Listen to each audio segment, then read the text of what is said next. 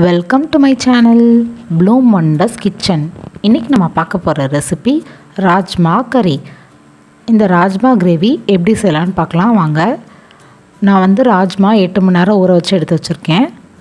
அதை இப்போது நம்ம குக்கரில் சேர்த்துக்கலாம்.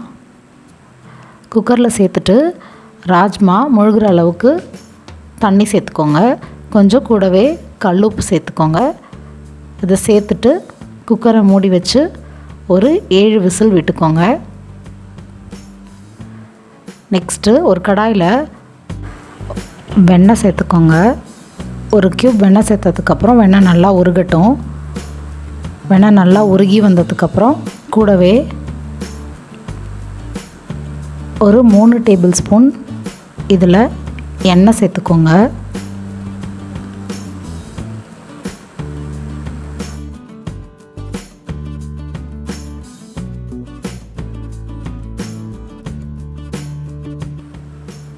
எண்ணெய் காஞ்ச உடனே அதில் 1 ஸ்பூன் ஜீரகம் சேர்த்துக்கோங்க.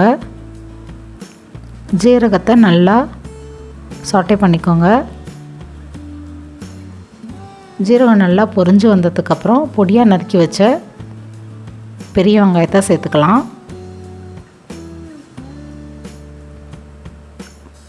வெங்காயத்தை நல்லா வதக்கிக்கோங்க.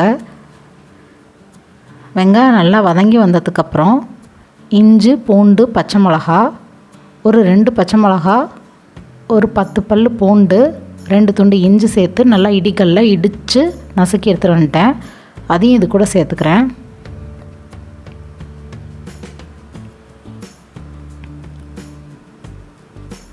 இஞ்சி பூண்டு பேஸ்ட்டுக்கு பதிலாக இந்த மாதிரி இடித்து சேர்த்து பாருங்கள், கண்டிப்பாக டேஸ்ட் நல்லாயிருக்கும்.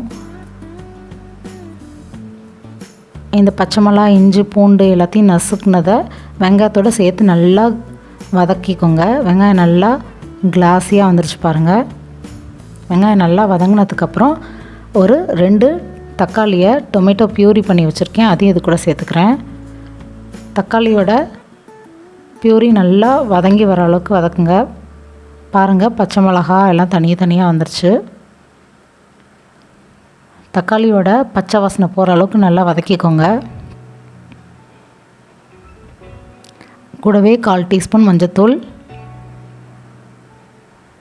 1 ஸ்பூன் காஷ்மீரி மிளகாய்த்தூள், 1 ஸ்பூன் தனியாத்தூள், 1/2 ஸ்பூன் ஜீரகத்தூள், கூடவே 1/4 டீஸ்பூன் கரம் மசாலா. இதெல்லாத்தையும் சேர்த்துட்டு நல்லா மசாலாவையும் சேர்த்து நல்லா வதக்கிக்கோங்க. மசாலாவோட பச்சை வாசனை போகிற அளவுக்கு நல்லா வதக்கிட்டு இதுக்கு தேவையான உப்பை சேர்த்துக்கலாம்.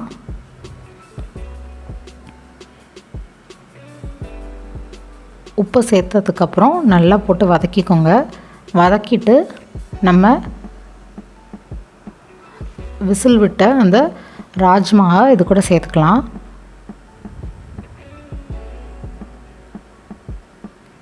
ஆறுலேருந்து 7 விசில் விட்டு எடுத்து வச்சுக்கோங்க. இப்போ நம்மளோட எல்லா ராஜ்மாவும் இது கூட சேர்த்துடலாம். சேர்த்துட்டு நல்லா ஒரு மிக்ஸ் பண்ணி விடுங்க. மசாலாவோட சேர்த்து நல்லா மிக்ஸ் பண்ணிவிட்டு தேவையான அளவு தண்ணி சேர்த்துக்கலாம். தண்ணிக்கு பதிலாக நான் இங்கே வேக வச்ச அந்த ராஜ்மாவோட அந்த தண்ணியவே சேர்த்துக்கிறேன்.